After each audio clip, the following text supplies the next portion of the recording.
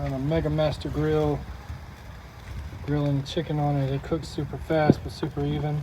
You know, the ceramic spreaders down there spread the heat around. Cooked these hot dogs in only 4 minutes. I didn't even need to roll them. It cooked them very fast. So yeah, it's pretty efficient. Great grill, great quality. Everything's solid metal. Wasn't too hard to putting together. It's kind of more bare bones than charbroil, but that's why I got it. Plus the price is a lot better than charbroil. But good job, Megamaster. You nailed this one. Quality instrument.